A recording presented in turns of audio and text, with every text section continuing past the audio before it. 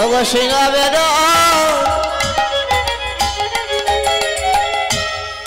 মুরলী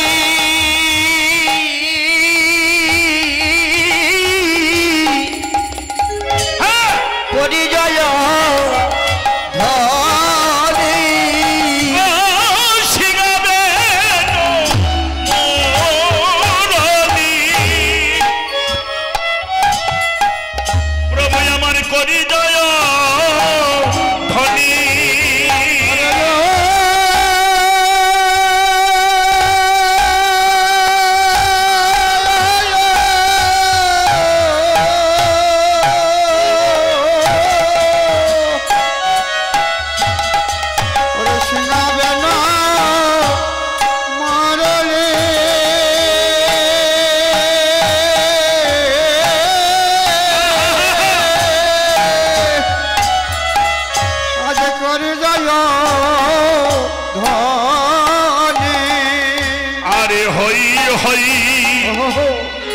বলি গোলা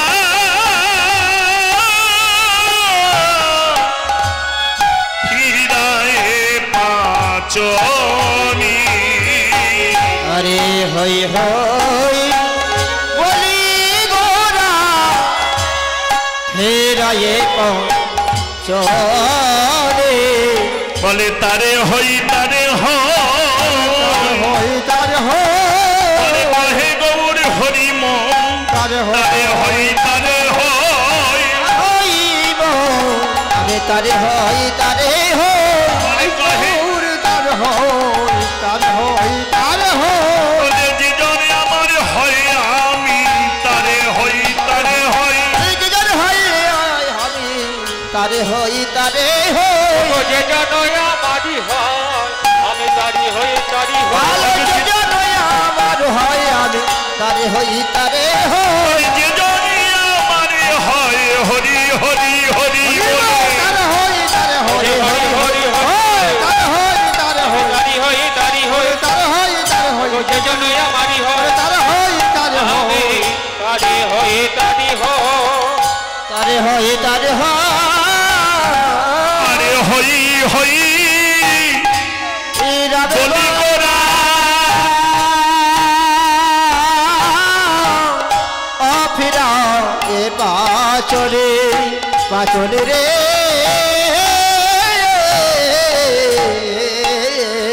জমিদার তার মেয়ে ছেলেকে বিয়ে দিয়েছে কোন মেয়ে না বৈষ্ণব ঘরের একটি মেয়ের সঙ্গে বাপের বাড়ির কিছু আচরণ মায়েদের মধ্যে থাকে গো লক্ষ্য করবে সহজে এটা ত্যাগ করতে পারে না আস্তে আস্তে দীর্ঘদিন যাওয়ার পর এই বোন এই জুতোটা খুলে যায় এত লোক বসে আছে এ আচরণ শিখবি কবে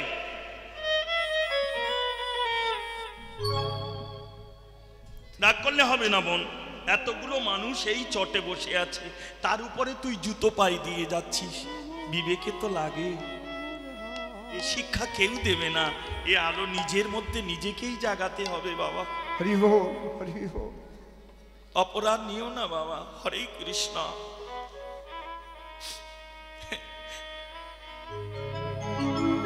জমিদার ওই বৈষ্ণব বাড়ির মেয়ের সঙ্গে যখন ছেলের বিয়ে দিল মিলিয়ে নেওয়া নিয়ে আসে কি আমরা বলি কেউ নিয়ে আসে না কেউ নিয়ে যায় না ভুল কথা কে বলেছে বিয়ে দিল বেশ কিছুদিন সংসারের পর একাদশীর পরের দিন কি দিন আসে একাদশীর পরের দিন কি হয়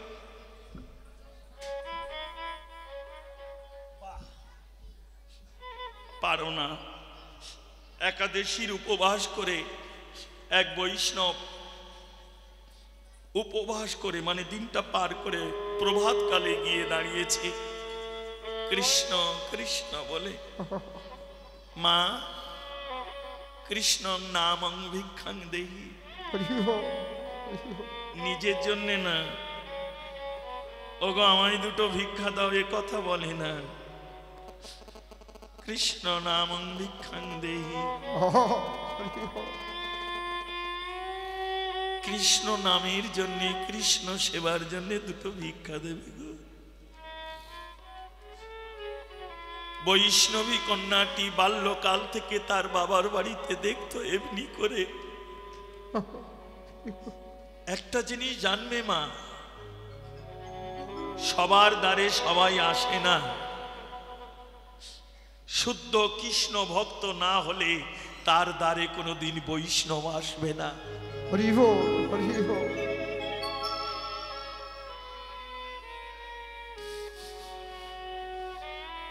দেখবে মা,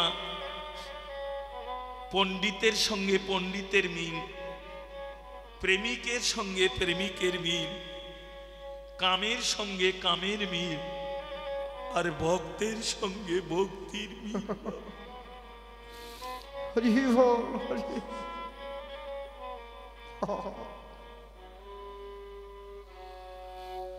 উদ্ধব একদিন বলেছিল, গোবিন্দ, আমি বেদ অধ্যয়ন করলাম, বেদ জানলাম, কিন্তু তোমায় জানতে পারলাম না। গোবিন্দ বলল, বেদ জানলে আমায় জানা যাবে না।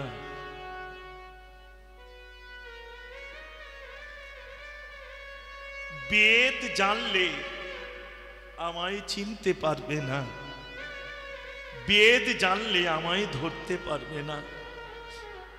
তাহলে তোমায় ধরবো কি করে?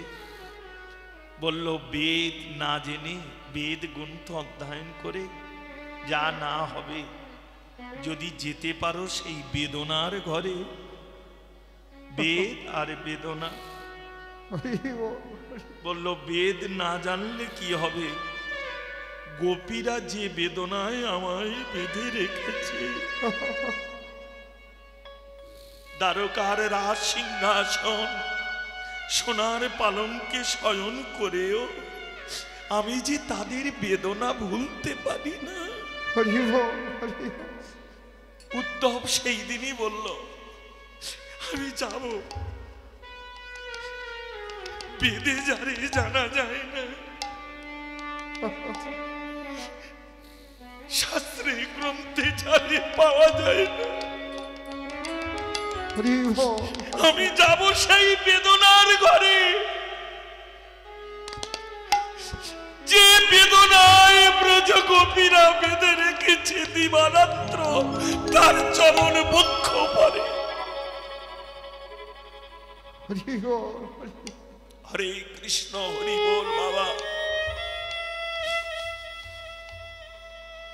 জীবনে বেদনা না জানলে গোবিন্দকে জানতে পারবে না। আরো বলি মা, হরে কৃষ্ণ মিলিয়ে নাও। গোবিন্দকে ভালোবেসে যদি দুঃখ কষ্ট আঘাত না পাও, জানবে জীবনে আমায় গোবিন্দ ভালোবাসা হয়নি। এ জীবনে ভগবানকে ভালোবেসে যদি না কাঁদতে হয়, তাহলে জানবে আমার হয়নি। যে জন করে তার আশ, তিনি করে তার কি?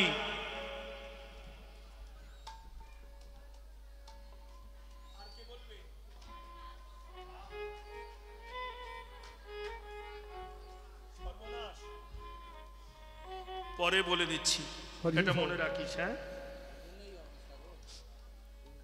এই জন্যই তোমাদের রাধে রাধে অপরাধ নিষ্নামা। কি করে ভাবলি ভগবান কারো সর্বনাশ করে?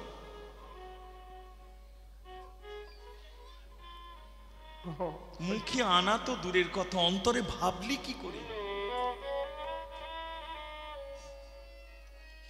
বাবা মাকে না খেতে দিলে সে ভিক্ষা করে করে যদি খায়, তবু বলে আমার ছেলে মেয়ে যেন ঠাকুর সুখী হয়। সেই বাবা মাও পর্যন্ত। আর জগৎ পিতা গোবিন্দ কারো সর্বনাশ করে বলা তো দূরে থাকে, কথা ভাবতে নেই মা। পরে বলে দিচ্ছি, মিলিয়ে নাও।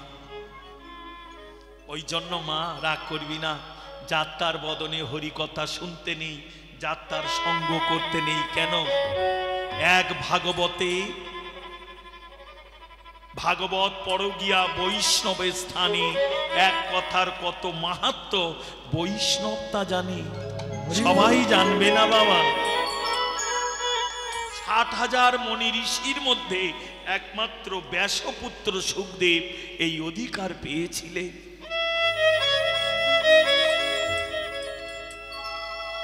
সুখদেব গোস্বামী বলেছিল, মহারাজ পরীক্ষিত, হে ধর্মরাজন পরীক্ষিত, এ জগতে সোনার লোক মিলবে। সোনা, কোন সোনা? দন্তে সয়কার দন্তে নয়াকার সোনা। এ লোক জগতে অনেক মিলবে, কিন্তু তালবে সয়কার দন্তে নয়াকার সোনা।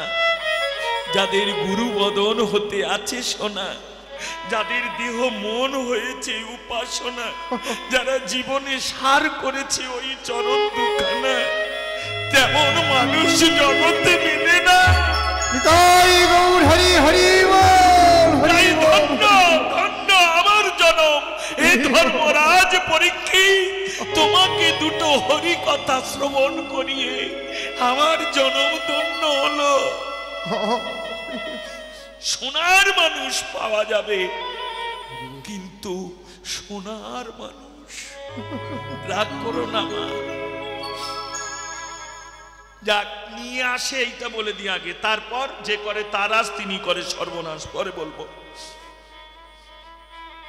এখন এ তো বাপের বাড়ি থেকে আচরণ শিখেছে, তাই তাড়াতাড়ি করে পুষ্পপাত্র, চেনো তো, পিতলের বড় হয়, বিয়ের সময় দেয় অনেক মায়েদের, তার ভিতরে সাজিয়েছে।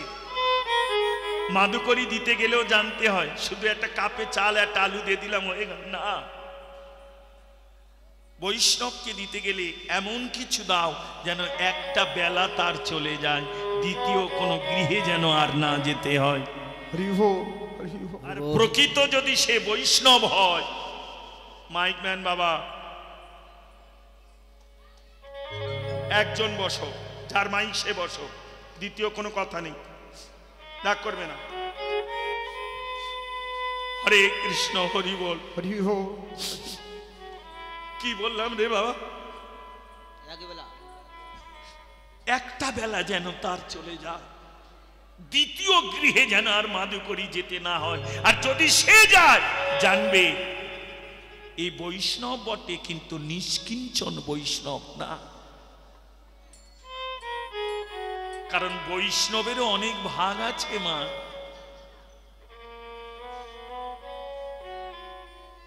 সব বৈষ্ণব না। এই দেখো মা, জগতে আমরা সবাই সাধু সেজে থাকতে পারি, কিন্তু সাধুত্বটাকে ধরে রাখতে পারি কজন বাবা? রাগ করবি না, সত্যি কথা বলতো মা, একদম সত্য কথা বল। এই জগতে এত কীর্তন ঘুরে বেড়াচ্ছে, পা ফেললে কীর্তনিয়াদের মাথায় এত কীর্তনিয়া উঠেছে, তাই না? কিন্তু সত্যি করে বলতো মা, কজন নিজেকে ঠিক রেখেছে? যে নিজেকে ধরে রাখতে পারে না, সে অপরকে ধর্ম শেখাবে কি করে বাবা? যে নিজেই পথভ্রষ্ট হয়ে গেছে, সে অপরকে পথ দেখাবে কি করে? রাধে রাধে, অপরাধ নিও না বাবা। আমরা কীর্তনে উঠে বলি, আপনি আচরি ধর্ম জীবেরে শিখায়, তেমনি এই বাণীটা বলতে গেলে নিজের মধ্যে সেই আচরণটা শিক্ষা নাও, সাধুগুরুর চরণে যাও। বেধর্মী জাতের একটা কথা বলি, মুসলিম ধর্মে একজন মানুষ ছিল, যার নাম হযরত মুহাম্মদ। ছোটবেলায় আমি পড়েছিলাম বইটা। এই দেখ, এবার স্ট্যান্ড খুলে ঝেড়ে দেবো, কিন্তু তুই আমার চিনিস না। এই সামান্য এইটুকু কথা বলার জন্য অনেক টাকা নিয়েছি।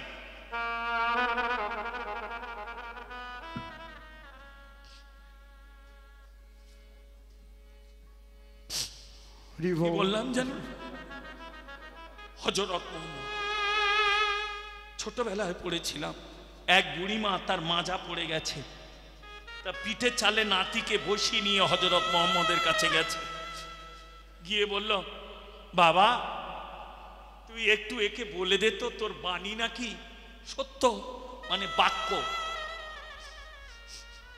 যেমন আজকাল গুণী ওঝাদের মন্ত্র ফোরে না, আগে ফুরতো কেন গো?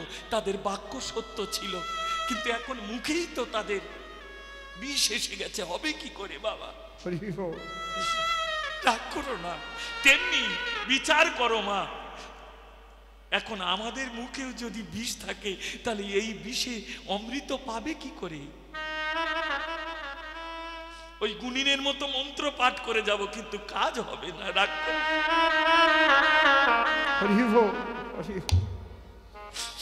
রাধে রাধে। বুড়িমা পিঠে করে নিয়ে তার কাছে গেছে, গিয়ে বললো, বুড়িমা এনেছো কেন? বললো, তোর মুখের বাণী নাকি সত্য হয়, তা আমার এই নাতিটাকে বলে দে তো, এ যেন আর মিষ্টি না খায়। মিষ্টি খেয়ে খেয়ে পেটটা ডাগরে হয়ে গেছে, পেটে কৃমি ভর্তি রে। তখনকার দিনে তো এত তো ঔষধি ছিল না, তুই একটু বলে দে না বাবা। হযরত মুহাম্মদ দেখে বলল, বুড়িমা 7 দিন পরে এসো, এখন পারবো না। একে বয়স্ক বুড়ি, তারপরে নির্ধন, কিছু বলার নেই। চোখের জলে ভাসতে ভাসতে ওই 3 কোষ পথ গেছিল, আবার পায়ে হেঁটে পিঠে নাতি। 7 দিন পরে আবার গেল কষ্ট করে, পরিশ্রম করে। যেই গেল, হযরত মুহাম্মদ তার কোলে থেকে নিয়ে নিজের কোলে এনে তার যে ধর্ম তাকে দোহাই দিয়ে ওর বদনে হাত বুলিয়ে দিয়ে বলল, খোকা এই আল্লাহর দোহাই দিলাম, দিয়ে তোকে বললাম তুই আজ থেকে আর মিষ্টি কোনোদিন খাবি না। ছেলেটা মৃদু হেসে বলল, তাই হবে, আর খাবো না। এই নাও বুড়িমা। এবার নাতিকে কাছে পেয়ে বুড়িমা তখন কেঁদে কেঁদে বলছে, হ্যাঁ রে, এই সবাই বলে তুই খুব ভালো মানুষ, কিন্তু তোর মনেতে একটু দয়া মায়া ছিল না। আমি এই বৃদ্ধ অর্থহীন, যে কথাটা 7 দিন আগে বলে দিলে হয়ে যেত, আমার এত কষ্ট এত দুঃখ পেতে হতো না। 7 দিন পরে তুই যদি বলবি এত।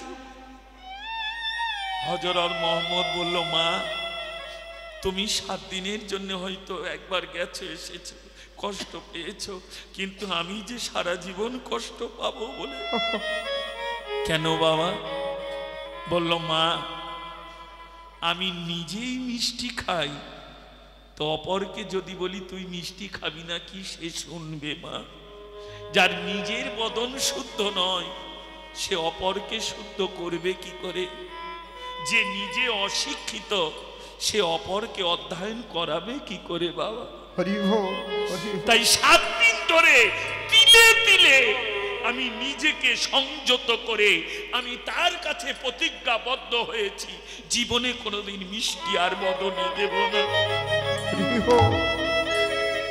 তারপরে একে বললাম, তুই আর মিষ্টি খাবি না। যদি আমি কোনোদিন গ্রহণ করি সেদিন ও আর আমার কথা মানবে না। বুড়িমা তার চরণ জড়িয়ে ধরে বলল, এমন মানুষ যদি জগতে আসে তবেই তো জগতের কল্যাণ হবে। লক্ষ্য করো মা, মিলিয়ে নাও। জমিদারের বৌমা ওই পুষ্প পাত্রে সাজিয়ে তন্ডুল মানে চাল, শাক সবজি, তেল, মরিচ, মশলা, লবণ যা লাগে একটা ব্যঞ্জনের হলেও, ব্যঞ্জন মানে তরকারি হলেও সাজিয়ে নিয়ে মাথায় করে এসে দাঁড়ে। আর এদিকে বৈষ্ণব ভিক্ষার ঝুলি। কোন দিন? কোন দিন ওটা? পারনার পরের দিনে নয়, উপবাসের পরের দিন। সময় প্রভাত কাল, সকালে 9:32 মধ্যে রন্ধন করে ভগবানকে সেবা দিয়েই প্রসাদ পেতে হবে। না হলে পারনা যদি না করতে পারলে তাহলে একাদশীর অপরাধ এসে যাবে মা। মা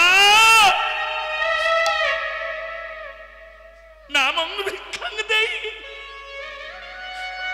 কৃষ্ণং নামং ভিক্ষাং দেই, তাও না। হরি বল। কারণ তুমি দিলে এই রন্ধন করে আমি যে আমার গোবিন্দকে সেবা দেব।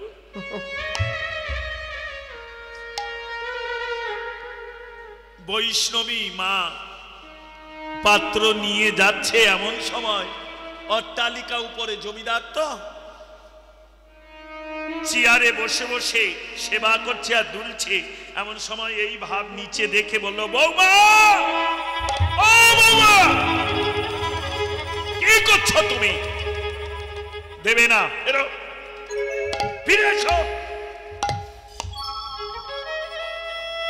মেয়েটা মাঝখানে দাঁড়িয়ে গেল। তার দুই কুল, কোন কুল মা?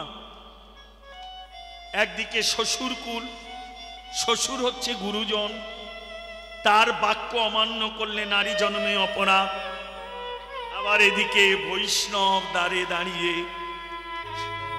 তাকে যদি ভিক্ষা না দেয় বা মাধুকরী না দেয়, নারী জন্মে অপরাধ, কলঙ্ক। এই জীবনে যদি গোবিন্দ সেবাই না দিতে পারলাম, সাধুগুরু বৈষ্ণব সেবা যদি না দিতে পারলাম, মহাপ্রভু যখন সন্ন্যাস নিয়ে চলে যাচ্ছিলেন, রায় রামানন্দ শনে গোদাবরী তীরে বসলে রামানন্দ বলল, প্রভু তুমি তো চলে যাচ্ছ, কিন্তু এই কলির জীব স্বল্পায়ু, আয়ু কম, অন্নগত প্রাণ সদাই দূরবুদ্ধিমত্ত, কামনা বাসনায় লোভ লালসায় জর্জরিত, এদের উদ্ধার সহজ কি পথ বলো না প্রভু। মহাপ্রভু বললেন, হরের নাম হরের নাম হরের নামই বকে বলম, কল নাস্তেব নাস্তেব নাস্তেব গতি অন্যথা। কলিযুগে নাম ছাড়া গতি নেই, কিন্তু জীবের নামেও হবে না। কারণ নাম সবাই করতে পারে, নামতে সবাই পারে আছে না। বৈষ্ণব সাজিতে মোর মনে ছিল আস, ত্রিনাদপি সুই যেন পড়ি গেল বাজ। বৈষ্ণব হতে গেলে আগে তার মধ্যে আনতে হবে দীনতা। তবে হ্যাঁ, বৈষ্ণব রেগে যায়, অহংকার হয়, ঝংকার দেয় কখন? যখন তার ভজনে কেউ বাধা দেয়। কেউ যদি বলে, তুমি কি করছিলে এতক্ষণ? রাগ করো না মা, হরে কৃষ্ণ অপরাধ কৃষ্ণ মিলিয়ে নে মা। তাহলে এদিকে বৈষ্ণব অপরাধ, এদিকে শ্বশুর গুরুজন, তার বাক্য না শুনলে সেও অপরাধ। মধ্যখানে নারী জনক দাঁড়িয়ে আছে, চোখের জলে বুক ভাসাতে ভাসাতে বলল, বৈষ্ণব ঠাকুর, এরা যা খায় পুরানো খায়, নতুনের আমদানি নয়।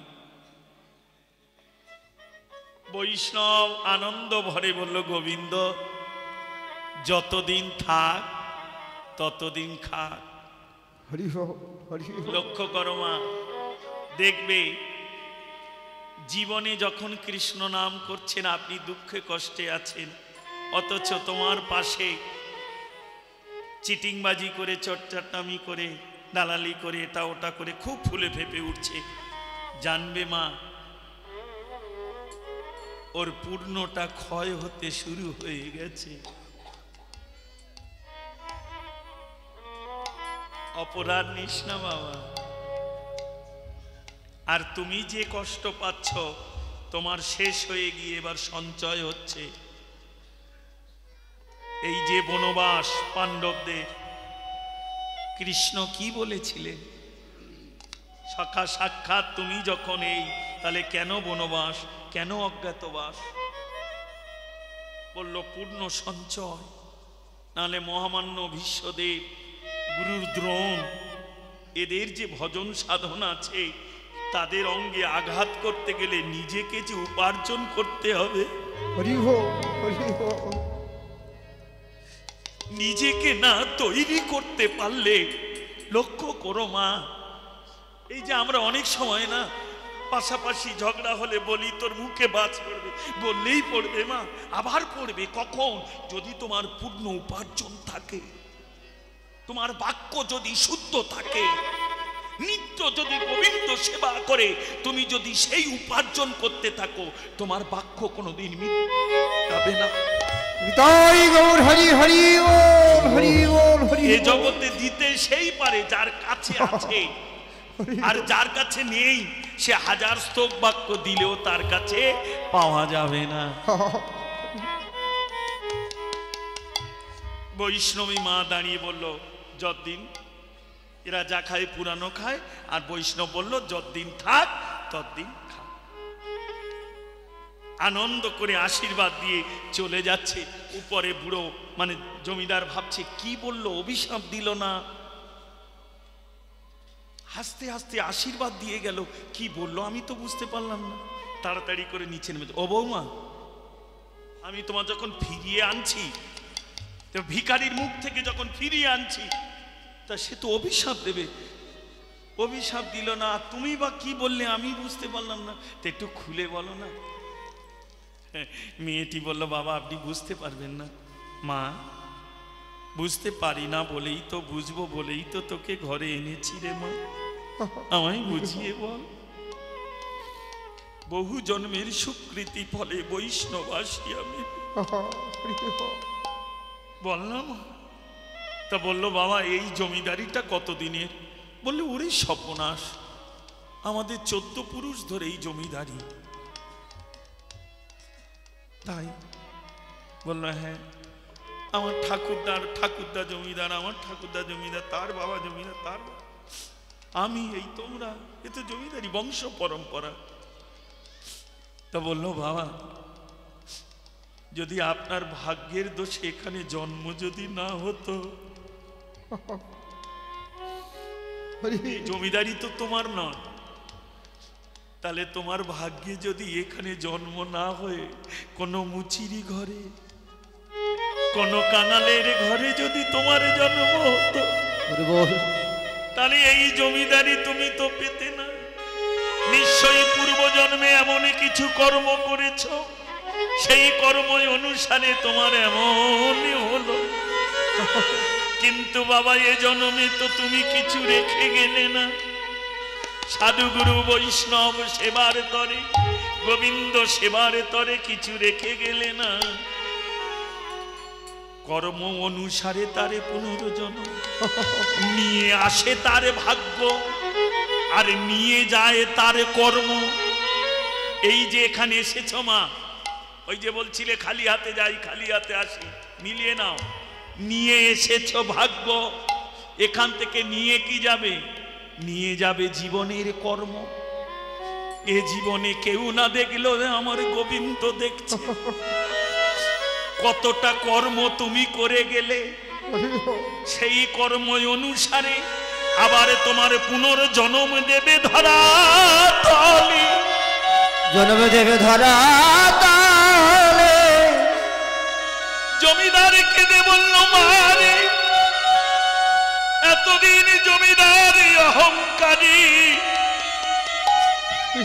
ছিলাম আমি অট্টালিকায় উপরে, কিন্তু তোর মতো বৈষ্ণবী কন্যা এনে ঘরে নিজেকে চিনতে পেরেছি এতদিন পরে। তবে নিজেকে যখনই চিনেছি, বৈষ্ণব মহাজন বলল এ জগতে কিচ্ছু জানতে হবে না, কিছু চিনতে হবে না, আগে নিজেকে নিজে চিনতে শেখো, নিজেকে নিজে জানতে শেখো, নিজের কর্মটা বোঝো। লক্ষ্য করো মা, প্রথম প্রশ্ন আমি কে, নিজেকে করো। যদি বলো তোমার নাম দেবব্রত, নামা, এ নামটা আমার উপরে কেউ চাপিয়ে দিয়েছে, কেন জানো? আমাকে ব্যবহার করবে বলে। শাস্ত্রে বলল তোমার নাম হলো জীব নিত্য কৃষ্ণ দাস, কিন্তু যার দাস হয়ে এসেছি আমি তার কাজ না করে মায়ার মধ্যে বন্ধ। নিজেকে নিজে চিনতে শেখো, নিজেকে নিজে জানো। প্রথম প্রশ্ন আমি কি, নিজে নিজে করো। দ্বিতীয় প্রশ্ন কেন এলাম? এর থেকে তো ভালো জায়গা দুতলা পাকা বাড়ি মজাক করা। কেন এই চটে ছেঁড়া চটের উপরে ধুলার উপরে বসে কেন এলে গো? আর যদি বা এলে তাহলে এখানে কর্মটা কি? নিজে নিজে চিন্তা করো মা। ওই পাশাপাশি গল্প না করে একটু নিজে নিজেকে ভাবো বাবা। ভাবনাতেই ভগবান আসে, ভাবেতেই ভগবান ভাসে, না হলে তারে পাওয়া যাবে। জমিদার বলল বৌমা গো, বৌমা নিজেকে নিজে চিনতে পেরে জানতে পেরে এবার আমার কর্মে আমি বুঝেছি আমি রব না অট্টালিকা পরে, আমি রব এই পথের ধারে পড়ে। আমার একটা আসনে পেতে দাও, আমি এখানেই বসে থাকবো সূর্য উদয় থেকে অস্ত পর্যন্ত। মেয়েটি বলল বাবা কেন বসে থাকবে? বলল মা গো, যদি কোনো কৃষ্ণ ভক্ত বৈষ্ণব যায় এই পথে তাহলে বৌমায় আমি তার চরণে দুটি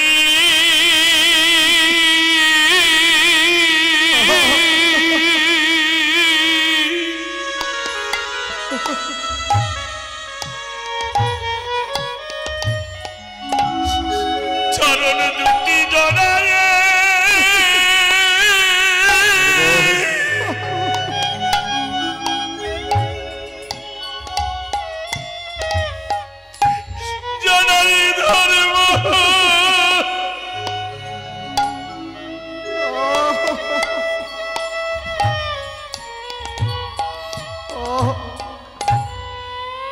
ও গো বৌমা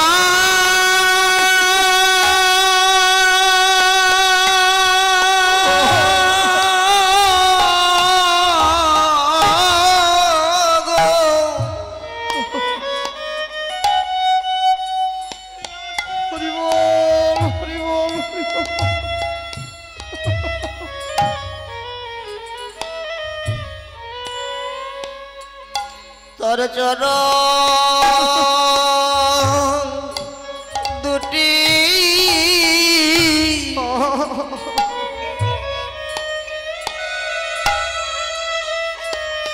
আমি জড়ায়ে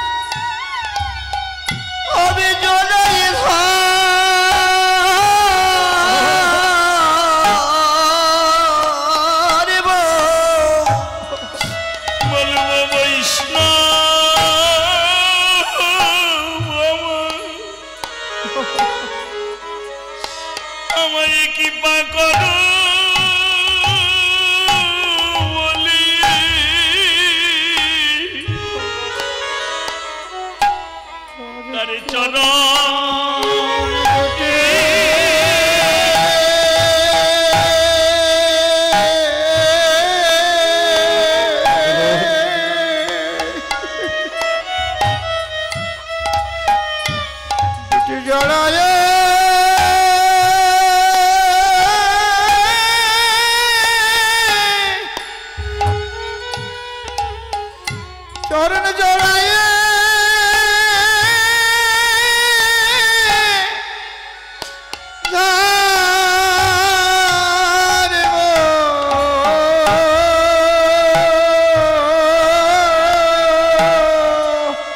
হে বৈষ্ণব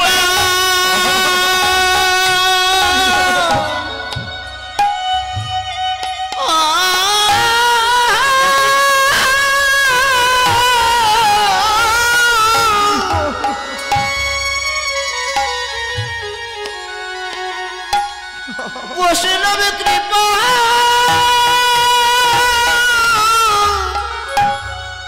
করো বলে যেন কৃষ্ণ ভক্তি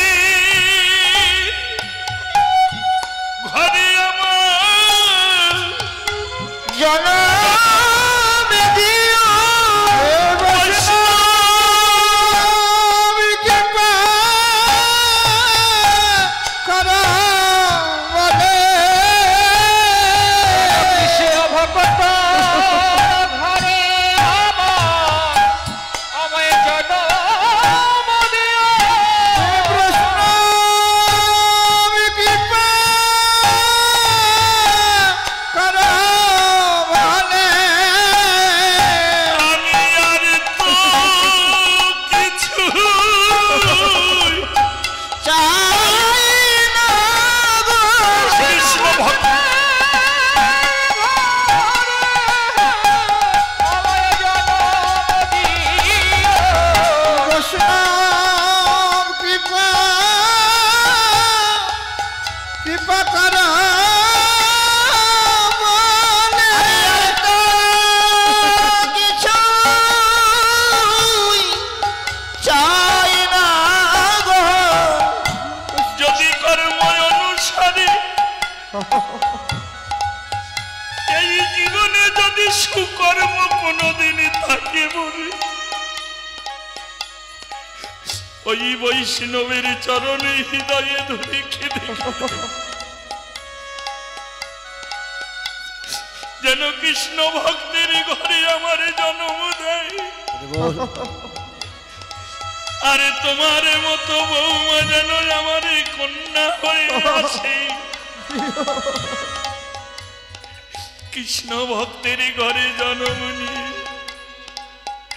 আমরা দুজনে কাঁদব আমরা দুজনাই কাঁদিব আমরা দুজনাই কাঁদব দুজনাই কাঁদিব শ্রী গোবিন্দের যুগল চরণ আমরা দুজনাই কাঁদিব শ্রী গোবিন্দের যুগল চরণে আমার মনুষ্য জনম ধন্য করি কাঁদিব দুষ্টজনে হতে হবে দুষ্টজনে হতে হবে দুষ্টজনে হতে হবে দুষ্টজনে হতে হবে আমরা দুজনাই কাঁদিব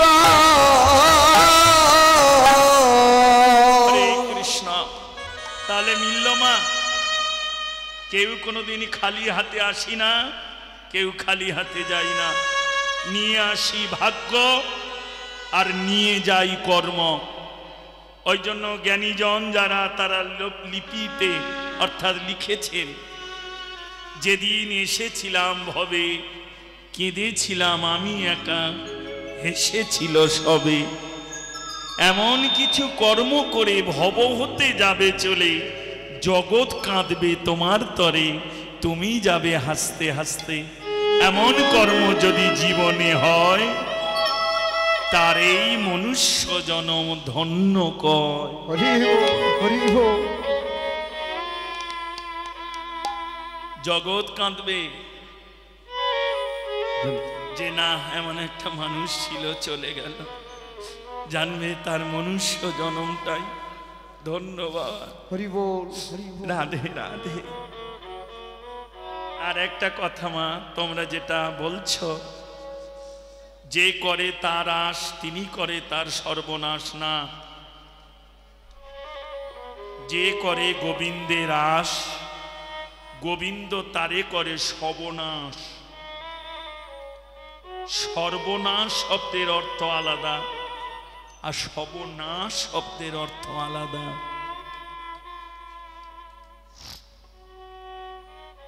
যদি বলো খোকা কেমন রে শোনো মা আমি যতটুকু জানি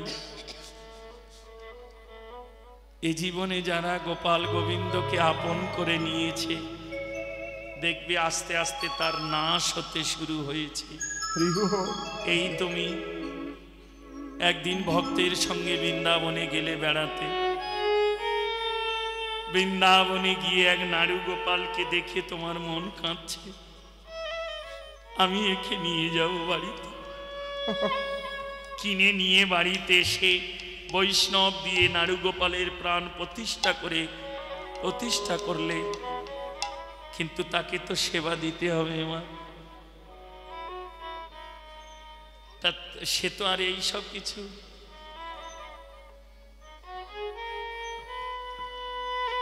নিজে রন্ধন করে সেবা দিচ্ছেন।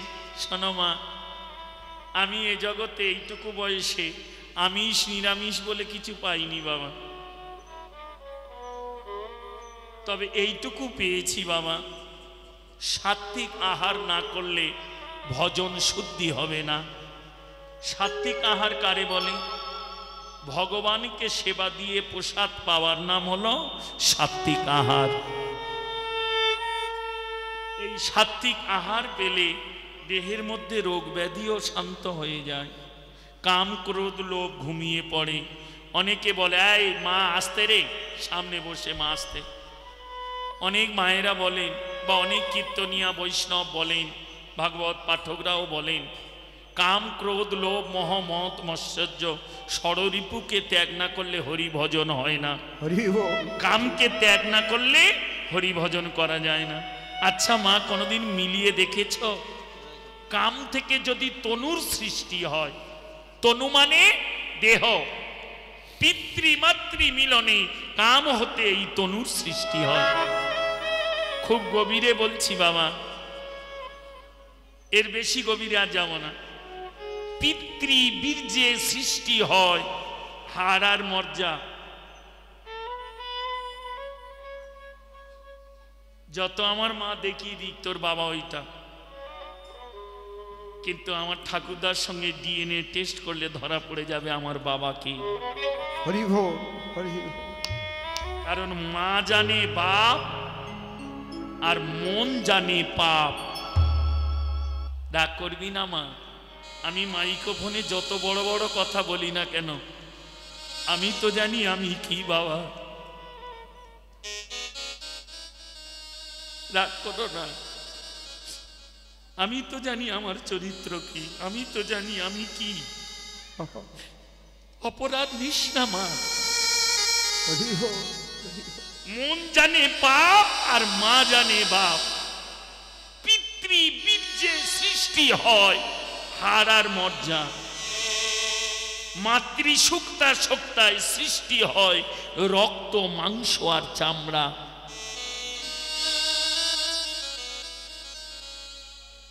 আজকালকার ছেলে মেয়েদের দোষ দিচ্ছ, তোমার রক্তই তো তার ভিতরে, তাহলে তোমার রক্তের দোষ নেই? রাগ করবি না মা। ভজন নিশ্চয়ই তোমারও কোথাও ভুল আছে, তবে হ্যাঁ, তুমি করেছো 4 আনা, তারা করবে 12 আনা। যদি বলো এটা কেন হবে, তারও কারণ আছে মা। ব্যাংকে টাকা রাখলে যেমন সুদে বৃদ্ধি হয়, তেমনি পাপও কোথাও গচ্ছিত রাখলে সেটাও বৃদ্ধি হয়।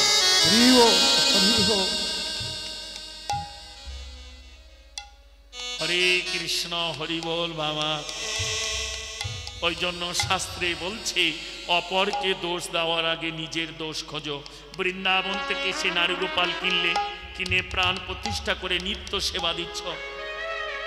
নারুগোপালকে সেবা দিতে গেলে, এই যে এক হাতে নাড়ু, ওকে সেবা দিতে গেলে 8 অক্ষরে আশ্রিত হয়। যারা যুগল মন্ত্রে চলে যায় তাদের নাড়ু গোপালকে সেবা দেওয়ার অধিকার থাকে। ভজন রাজ্যের অনেক জায়গা মা, ওসব বলা যাবে না, ওগুলো গুরুর কাছে গেলে জানতে পারবে। আর যদি মনে করো আমি বিয়ে বাড়ির মতো মন্দিরটাকে সাজিয়ে রাখবো, সব ঠাকুর এক জায়গা, রাধে রাধে। হরে কৃষ্ণ, মূল একা শ্রীকৃষ্ণ, আর সব বৃত্ত যারে জয়ছে নাচায়, সে তো ইচ্ছে করে নিত্য।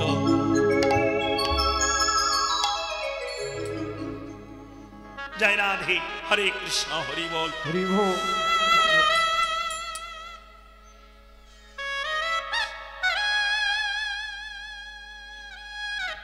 সেবা দিচ্ছ, ওই নাড়ু গোপালকে সেবা করতে গেলে 7 বার, 7 বার না পারলেও 3 বার তো করতে হবে। সকালে উঠে একটু মাখো মিশ্রি, তাই না? তারপরে 8টার সময় একটু ফলমূল, মধ্যাহ্নে অন্ন, অপরাহ্নে একটু বিস্কুট, তারপরে সন্ধ্যায় আবার যা পারে রুটি প্রসাদ কিংবা অন্ন প্রসাদ কিংবা চিড়ে প্রসাদ, যেটা তোমার মনে হয়।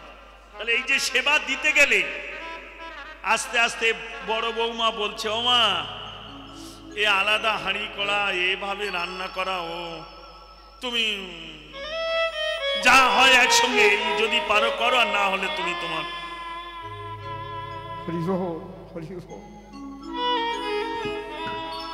বড় বৌমা তো এই কথা বলে দিল, তোমার কি সর্বনাশ হলো? তাহলে কি হলো? সর্বনাশ হচ্ছে, মানে এক এক করে সরে যাচ্ছে। ছেলে একদিন বলে দিল, মা, ওই 2টো ব্যাগে আলাদা আলাদা বাজার করে ফলমূল আমার কাছে আর সম্ভব হবে না, তুমি তোমার মতো, আর না হলে এই যা হয়। ছেলেও একদিন বলে দিল। তাহলে বৌমা গেল, ছেলে গেল। যে মেয়ের জন্য জমি জায়গা বিক্রি করে জমিদার ঘরে মেয়েকে বিয়ে দিয়েছ, তাকে বলছো, মা, আমার গোপাল নিয়ে তোর কাছে থাকবো। মা, গোপাল নিয়ে এলে ঝামেলা, একটা ঘর আলাদা, আলাদা রান্না বান্না আলাদা, ও তুমি এখন এসো। মেয়েও নাশ হলো। এক এক করে জীবনে নাশ হতে শুরু হলো। সবাই যখন চলে যাচ্ছে, ওই বৃদ্ধ মা গোপালকে জড়িয়ে ধরে কেঁদে বলল, গোপাল,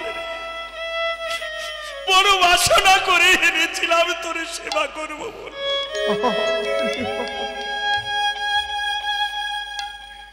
জীবনং কৃষ্ণ ভজনং দস্য পঞ্চদিনা নিজ কেশবে, জীবনে